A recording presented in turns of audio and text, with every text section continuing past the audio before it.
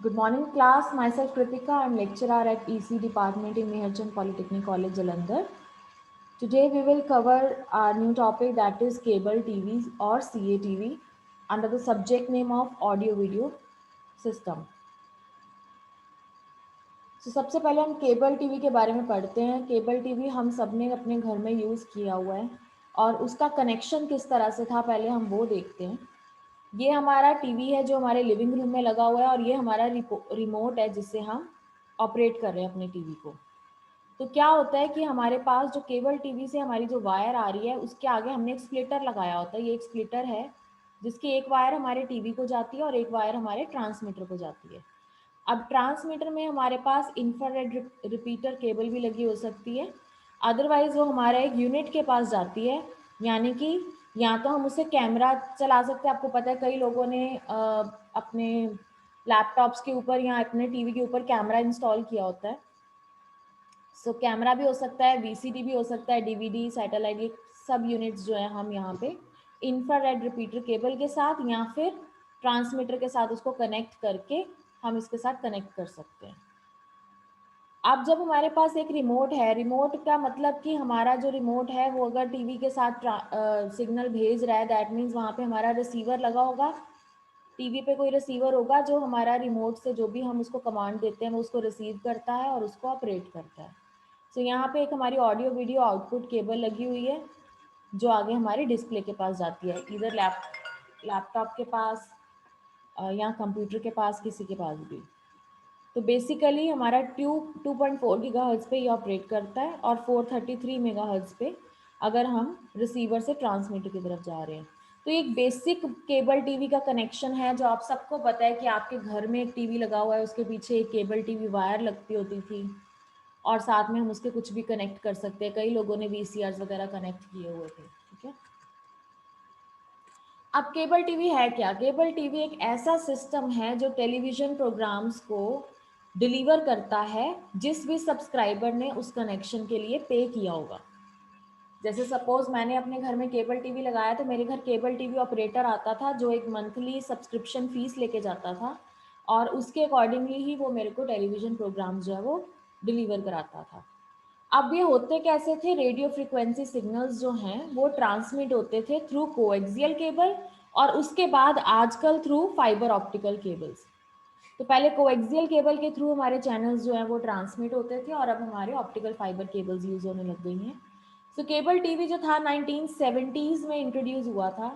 बहुत सारे चैनल्स आते थे इसमें और जनरली हमारे घर की छत पे एक एंटीना लगा होता था। आप सबको अगर याद होगा वो यागी उदय एंटीना था। आई डोंट नो आपने देखा है कि नहीं, अपने पेरेंट्स को पूछना। वो यागी जी उदय मैम। एंटीना हमने छत पे लगाया होता था और उसका जो कनेक्शन है कई बारी वीक हो जाता था। कई बारी क्या होता था कि अगर मौसम खराब है या हमारा जो घुमाना। केबल है एंटीना का वो अगर ठीक नहीं है तो हमारे घर में प्रॉपर टीवी नहीं आता था। तो फिर हम कोई ना कोई जाके छत पे जाके उस एंटीना को रोटेट करते थे और जहाँ पे सिग्नल स्ट्रेंथ मैक्सिमम आती थी उसको वहाँ पे सेट कराते थे। तो वो क्यों कर रहे हैं? क्योंकि टीवी का जो हमारे सिग्नल रिसीव हो रहे हैं एंटीना के थ्रू वो सिग्नल्स रेडियो फ्रिक्वेंसी में है। तो रेडियो फ्रिक्वेंसी सिग्नल वो एंटीना कैच करता था जिससे कि हमारे घर में कोएक्सियल केबल या ऑप्टिकल फाइबर केबल के थ्रू हमारे घर में टीवी आता था। So, using a direct feed to the television or decoder box, cable TV is most widely used television reception medium. Understanding how cable television really work. अब कैसे काम कैसे करता था ये देखो, इसका ये प्रिंसिपल ऑफ ऑपरेशन है। यहाँ पे हमारे पास एक हब लगा, मतलब डिस्ट्रीब्यूशन हब, जो टीवी का केबल टीवी का डिस्ट्रीब्यूटर था वो अपने एंड से एक वायर हेड एंड पे देता था और वहां से हमें मिलती थी यहाँ पे।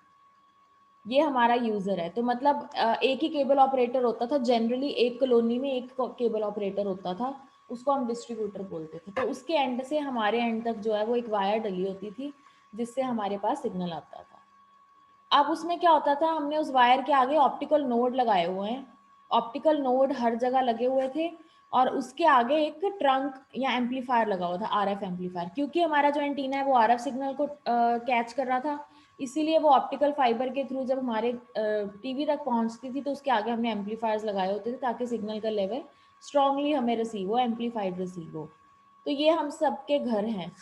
तो इस घर में भी कहीं कहीं पे बीच बीच में उन्होंने वायर्स के थ्रू कुछ कुछ डिस्टेंस पे RF एम्पलीफायर्स लगाए हुए हैं। तो एक जो ऑप्टिकल नोड है वो आगे जाके 3 या 4 नोड्स में डिवाइड हो जाती थी, जिससे वो काफ़ी सारी पूरी कॉलोनी को, बेसिकली पूरी कॉलोनी के घर उस केबल ऑपरेटर से चलते थे। तो मोस्ट कॉमन सिस्टम है मल्टीपल टेलीविजन चैनल जिसमें आते थे, जनरली 500 चैनल तक इसमें आ सकते थे। तो सब्सक्राइबर जो थे उन्होंने उसका सब्सक्रिप्शन फीस दे के अपने घर में थ्रू कोएक्सियल केबल या जो ट्रंक लाइन जिसको हमने अभी बोला है उसके थ्रू हमारे घर में जो थी वो चैनल, जो हमारे जो केबल टीवी चैनल्स थे वो डिस्ट्रीब्यूट हो जाते थे।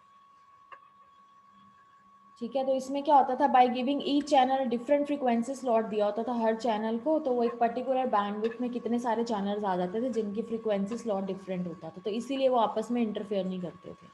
तो ये सारा था एनालॉग। उसके बाद हमारा आने लग गया डिजिटल।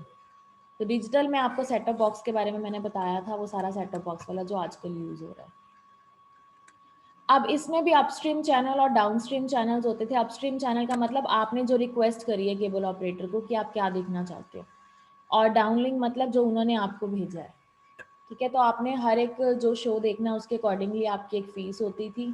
और कई लोगों ने केबल टीवी के साथ साथ केबल इंटरनेट असेस की सर्विसेज भी ली हुई थी, और केबल टेलीफोन सर्विस भी ली हुई थी, ये सर्विसेज भी उसके साथ आती थी। तो डाउनस्ट्रीम चैनल में हमारी बैंड ऑफ फ्रिक्वेंसीज जो थी वो 50 मेगाहर्ट्ज से 1 गीगाहर्ट्ज तक थी, और अपस्ट्रीम में 5 टू 42 मेगाहर्ट्ज तक। तो एक मंथली फीस के अकॉर्डिंगली आप ये चैनल्स जो है वो असेस कर सकते थे। अब केबल की चैनल की जो बैंडविड्थ है वो 6 मेगाहर्ट्ज होती है पर चैनल। सो उसके बीच में ही हमें अपने चैनल्स को ट्रांसमिट या रिसीव करना है। और कोएक्सियल केबल जो है, given that coaxial cable is capable of many times this, it can carry many channel into the home. पहले कोएक्सियल केबल यूज होती थी तो काफ़ी सारे जो चैनल्स थे उस पर आ सकते थे। और उसके बाद कंपनीज को कैसे सिग्नल मिलता था, मोस्ट केबल कंपनी जो थी वो सिग्नल सैटेलाइट से लेती थी। सैटेलाइट बेसिकली लगी हुई थी, सैटेलाइट जो है वो चैनल्स केबल टीवी को देती थी। केबल टीवी ऑपरेटर जो यहाँ जो डिस्ट्रीब्यूटर होता था उससे वायर्स के थ्रू हमारे घर तक जो है वो केबल्स पहुंचती थी, हमारे घर तक जो कैच चैनल्स पहुंचते थे, जिसकी वजह से हम देख पाते थे। अब क्या हो गया, अब हमारे घर के ऊपर जो एक डिश एंटीना लग गया, हम सैटेलाइट से डायरेक्टली ट्रांसमिट या रिसीव कर सकते हैं। उसको हम डायरेक्ट ब्रॉडकास्ट बोलते हैं। पहले सिर्फ केबल टीवी सैटेलाइट से रिसीव या ट्रांसमिट कर पाता था, बाकी नहीं। ठीक है, और कंप्रेशन टेक्निक्स अलग अलग यूज होती है, मैंने आपको पहले भी बताया था उस दिन भी। बैंडविड्थ अगर हम प्रॉपर यूटिलाइज करना चाहते हैं तो हमारे पास उस बैंडविड्थ में काफ़ी सारे चैनल्स लाने के लिए उसको कंप्रेशन टेक्निक यूज करनी पड़ती है। सो एमपेग 2 और एमपेग 4 जो है ये स्पेशल 2 कंप्रेशन टेक्निक्स है जो केबल टीवी के लिए हम यूज करते हैं। और HD चैनल्स अगर आपको देखने हैं तो उसके लिए आपको डिजिटली सिग्नल्स को एनकोड करना पड़ता है, एनालॉग सिग्नल को डिजिटल में कन्वर्ट करना पड़ता है ताकि क्लैरिटी अच्छी आए। अब केबल रीडिस्ट्रीब्यूशन बॉक्सेस, अब केबल टीवी वाले भी एक बॉक्स लगाते हैं सेटअप बॉक्स, और दूसरे भी सेटअप बॉक्स, इसके बारे में हम पढ़ चुके हैं। इस तरह के बॉक्स होता है। तो केबल मॉडम में क्या क्या है, ट्यूनर है, डीमॉडुलेटर है, मॉडुलेटर है, मैक डिवाइस है, ये माइक्रोप्रोसेसर, ये वही है जो डिश टीवी वाले के टाइम सेटअप बॉक्स लगता है। इसके बारे में हम ऑलरेडी पढ़ चुके हैं। ये इस तरह से आगे स्प्लिटर लगा होता है, इसके इस स्प्लिटर के आगे हम काफ़ी सारी वायर्स को कनेक्ट कर सकते हैं। So this was all about cable TV modem, sorry cable TV topic. I hope आपको ये टॉपिक क्लियर है। कोई भी आपकी क्वेरी है तो हम लाइव लेक्चर में उसको डिस्कस